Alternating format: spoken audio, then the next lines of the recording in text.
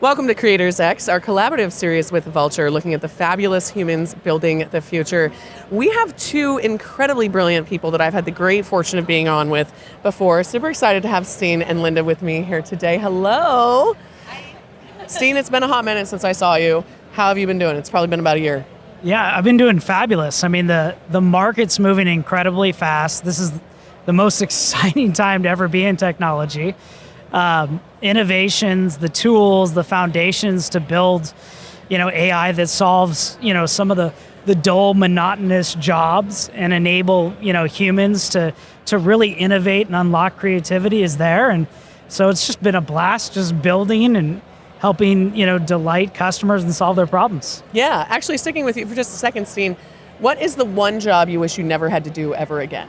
I'd prefer never to fill out a Jira or ServiceNow ticket again, which we were just talking about how AI agents can do that. But it's like, man, even when you're like in a senior position at a company, if the engineering team's really disciplined, they will tell you, hey, that's a great new feature. And I know you're talking to like a massive customer and it's got tens of millions of dollars on the line. Can you just fill out the Jira ticket on that feature? Oh, yeah. And you're like, wow, I guess the really comprehensive email I sent wasn't sufficient because they're disciplined. And so the great thing is AI agents can now, use all those different ticketing systems for us. Yes, and we can communicate in the form factor that the folks on the other end want to receive that communication. I always feel really smart when an engineering team is like, yeah, just file a ticket. You're like, right, yeah, cool, glad I just gave you a 15-minute pitch. Yeah. Love this for us. I'm going to pass it over to you next, Linda. What? Just because we're here and this is a fun opening question, what do you wish you never had to do again? What task? Housework. Yes. Any housework in particular? The whole thing, cleaning, all of it? Yes, cleaning the dish. Yes, we have dishwasher, but you know what I mean. I know exactly what you mean. It's more than dishwasher. We just end up washing them twice, I feel like. Yeah. I would love to never fold laundry or have to pack my suitcase again. I know that we all travel, so I want like the laundry robot that looks at the brand colors, picks my fit, it's packed perfectly, and I just walk out the door for that business trip or that shoot. Adding on top of that, it's going to pick the matching shoes for your dress. Yes. The matching dressing with all the accessories. That would be awesome. Wouldn't that be nice? I'm really looking forward to the robot stylist. Yes. There's a lot of life-saving stuff that's going to come, and I'm here for the healthcare as well and the cancer research, but in terms of things I spend more time on than I probably should, that's actually very high on my list. Linda, we had the pleasure of chatting at GTC on the show, and you brought along a friend. Yes. A friend we share. Tell us why you thought it would be so great to have Steen on the show with us. Yeah, I almost forced Steen to come with me because what happened is that we've been actually doing a lot of great partnership, and then we together go to various presentations along with our friends Vultr. Mm-hmm. We actually enjoyed the AI race together. So here again, I want to repeat, in the AI competition today, we just cannot win alone. You have to have friends, you have to have partner, you have to have a great ecosystem. That's all this is about. That's why I bring my friends here together. I love that. It's like you got to have a great team when you're playing badminton, right, exactly. Linda? Cannot win alone. No, exactly. All right, Steen, I know that you are an outdoorsy gentleman, and I love this. I feel like, do you think that technology is going to give us more time to be outside? Let's hope so. Right now, it feels like there's always a new innovation or a new tool to try out, and if you want to be, state of the art, you've got to be in the game. But there's no better repeat for the human mind than being out in nature. Physically being active. Well, we got to get those neurons firing in different ways and get that neural plasticity rolling. So, unequivocally, it's going to unlock, that extra drive that you'd have to make back to the office to remediate a server failure because your AI agent does it for you. It's going to take away those dull, boring jobs and, get us more time outdoors, watching kids play. Yes, we love that. You mentioned to me that you're a fan of skiing. If Supermicro was a pro skier or snowboarder, who would they be? I don't know. I didn't watch the Olympics, truth be told, but I would tell you they'd have the fastest start because that's good. Unparalleled Supermicro is always the first to have state-of-the-art infrastructure in the market. They always do a fantastic job of getting a fast start, and they always have choice too. So they're always building multiple iterations of platforms you didn't think you needed until you needed them. So, Supermicro is always on top of that. I love that. If you want to be fastest out the gate, go with Supermicro. Since we're here, what style of skiing, then I won't make you pick an athlete's name, do you think Vultr would be then? Yeah, I think they could, they can run the Super G really well, Yeah! So I think... The Super GPU, maybe? Yeah, super GPUs. Yeah. So I think Vultr's got a great set of choice on the super GPUs as well. So I mean, they're one of those providers that offers choice to developers, and that makes them fun. You get to develop on the latest state-of-the-art GPUs, and port your workloads against different GPU types as well. Yeah, absolutely. I love that, Steen. Linda, bringing it back to you, one of the things that you and I have talked about that stuck with me is the importance of relationships and not just being able to trust the technology, but trust the people. Excuse me. How do you vet friends like Steen and partners like Steen? To me, I'm a really simple person. I always trust until it's broken. So for me, I always believe in the best intention. I sincerely work with people, and then and I observe, of course. So to your point, how I vet is I observe through our journey together as to, okay, this is a trusted friend. We should continue our journey together.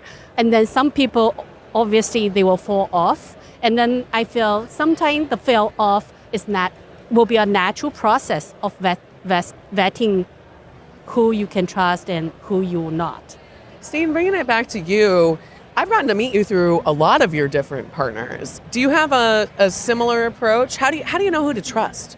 Yeah, I think we're just like in a great, unique position where we have the opportunity to work with technology companies that have been in the industry for decades. And for me, I mean, it's been 5 years at Metrum AI, but previously I was in the semiconductor industry 17 years, and I spent a good part of my career in Asia. And you build relationships and you build trust, and what I learned in Asia is you always undercommit and over-deliver.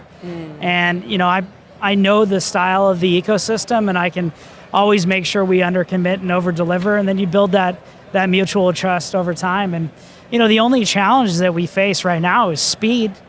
And a lot of the partners we work with are incredible companies with incredible products, and it's just the speed of the market. Can they keep up with the pace of change we're experiencing right now? If you could wave a magic wand and make something go way faster than it's going right now, what would that be? Well, it's always access to the latest state-of-the-art infrastructure. Yeah. I mean, ultimately, we're not innovation constrained on the software side. The model side is going impressive, but it takes a while to build a great new chip, and it takes a long time, especially if you're thinking rack scale, to get that out to market for the partners. So, hardware's always been really hard. And yes, it has. The lead times on hardware, we just don't have the patience that we once had, because these great semiconductor and hardware companies are always promising the next thing once we've implemented on the current thing. Right. And they're promising these massive, TCO improvements, and you're always wanting to jump with them. But it takes a lot of time to get that state-of-the-art infrastructure up and running and available. Vultr does a great job of that. The Neocloud ecosystem. I was going to say that was solving up a big in problem. The Neocloud. I mean, they've been innovating super fast. Yeah. And it's refreshing. Same with Supermicro. Y'all are having a little bit of a party here. Might actually, are you moving as fast as the cheetah, like your cheetah print shirt? Indeed, actually, Supermicro, we always proud to be the first to market. As you can imagine, this day in history, typically hardware take 16 months, 18 months to actually get the next generation. But this day, 6 months. So every 6 months, you have new generation of hardware. I'm like, man, even my iPhone, it take me 1 or 2 years to renew. 100%. Now the huge infrastructure cluster of data center, you're expecting me to renew them every 6 months?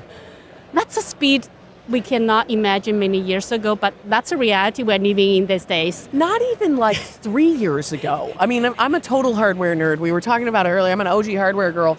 And you know, it was at minimum, it took as long as it took to make a baby. You were looking at 9 months to a year, and that was crazy acceleration, incredible supply chain influence, access to the raw materials. Like, that was best case scenario.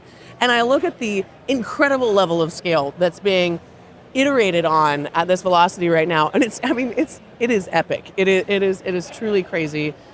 Linda, what is the most mind-blowing thing that you've learned recently? Use case, anecdote, customer story. I think the energy initiative. Ooh. Yeah, tell me more. Yeah, because you know, we work on the AI project a lot. Some of those gigawatt AI projects sounds great, but then energy is the biggest constraint.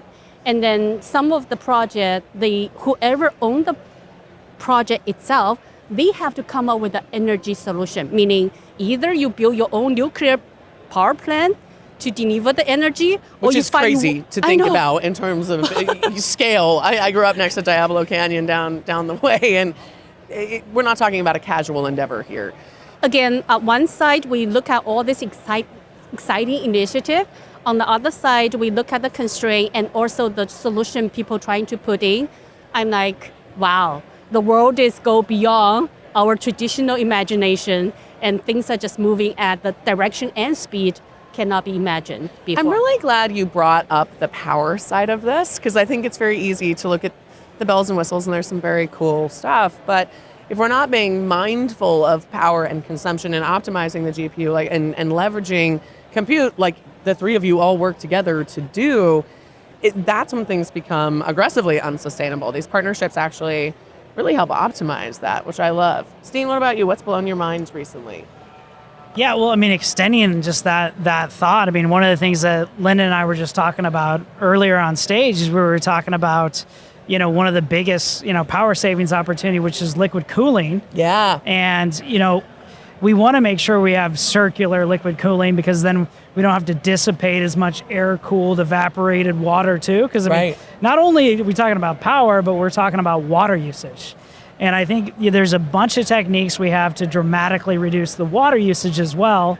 But all of a sudden, you've got to deploy this new state-of-the-art infrastructure like liquid-cooled infrastructure, but that creates a whole new set of problems for folks in the data center that haven't had experiencing remediating issues on liquid cooling. So we're actually just showcasing how we developed on Vultr-based Supermicro instances a multi-agent platform that solves some of those challenges in liquid cooling, like cascade thermal events, coolant leaks, pump failures, all those things that, if they fail, within a minute, your entire data center can be down.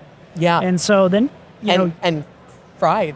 Yeah. Depending on, we're talking about millions of dollars. For those who have not seen what liquid cooling looks like, we're talking about millions of dollars of hardware basically stuck inside an aquarium. Yeah. And that's how we're keeping it cool. And you just hope there's like very cool science behind how this all works. Yeah. But it's a pretty unique phenomenon when you think about where we've come even in the last 5 years in thermodynamics, specifically with liquid cooling. I could geek out with you about this all day because that's definitely one of my areas of love. Question for you, Steen, going a completely different direction. You are Oregon born and bred. What is the most iconic thing to you about the state of Oregon that you wish more people knew about? Well, I'd be remiss not to say the Steen's Mountains. Oh my gosh, I teed myself up for this. There is an incredible mountain range in southeastern Oregon that is like in the middle of nowhere. You will see the signs, no gas, for like another 160 miles. They have the Albacore Desert on there where you can land an airplane. They run a micro version of Burning Man out there. Cool. But it is one of the most remote places in the U.S. I think you could be in Tokyo faster from Portland than you can be in the Steen's Mountains. So just within the state, you can hop on a plane from PDX to Tokyo, or you can drive to the Steen's Mountains and enjoy some, gorgeous mountains and, not be bothered by a lot of humanity. Yes. Oh, I've spent some time on that volcanic highway that comes down from Lassen and kind of up the backside. I'm gonna have to check out the Steen's Mountains. I did not know this was quite such a thing. All right, last question for both of you. This has been awesome. Thank you. When we have the opportunity to sit back down, we'll start with you, Steen, then we'll go to Linda. We'll finish with the fabulous ladies here. When we have the chance to sit back down, since we all get to see each other regularly, let's call it a year from now. What do you hope to be able to say then that you can't yet say today? In a year from now, I'd like to be able to say that, when we talk about like state-of-the-art agents, and everybody's really excited about agents, I think today we're solving some of those mundane jobs like managing liquid cooling infrastructure. There's a 24/7 shift work job that somebody's got to be there at night. And now I think with that deployment, you can actually go home, watch your kid's soccer game, not get paged to go in.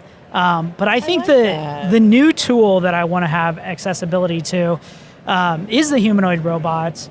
And we've done some early developments where instead of the tool being a CRM or being your observability telemetry layer on your liquid cooling infrastructure, the tool can be a humanoid robot that goes and remediates those issues itself that requires a human-based mechanical interconnect. And so we've done some great pathfinding in that space. We know it's possible. It's really cool. It's just getting to the dexterity. Yeah. I'm sorry it's not going to be packing for your trips first. It's keeping all of our data safe and business flowing. Yeah. Geez, I can't believe that's a greater priority than mine. Well, I don't know. I think a lot of people want their dishes washed. Yes. A lot of people want their laundry folded. Yeah. So I'm not sure, but I think we're going to get there where you're going to be able to call robots in high fidelity, and they're going to be able to solve problems in those kind of dull, boring environments that humans really don't want to work in all the time. Yeah, they can handle the no windows of a data center a lot better than the average person can. Yeah, no, I love that one, Steen. Great one. What about you, Linda? Yeah, I think we have the work taken care. Then at least for me, we want to take care of ourselves. So I know last time we talked about the health robotics agent, but this time I want to be greedy. Let's add the robotic stylist. Yes. Stylist. So not only we have a robot that can test, did you eat sugar last night? Because now your sugar in your blood is a little bit high when they touch us. At the same time, they can tell us, okay, today you should dress like this, your hairstyle should look like that. Yeah, you got a little sun last weekend. This color's going to look great on you, honey. Yes, I love that. I would love that because now the work has been taken care by Steen's agent. We can enjoy life. I love that. We can just go have a chic brunch somewhere and cheers our glasses of champagne. Linda and Steen, thank you. This has been really lovely. Thank you. I hope you're having as much fun as we are and designing your personal humanoid robot for whatever task you hate doing the most. My name's Savannah Peterson, here with the Vultr's Creators X series. Thanks for coming to learn with us.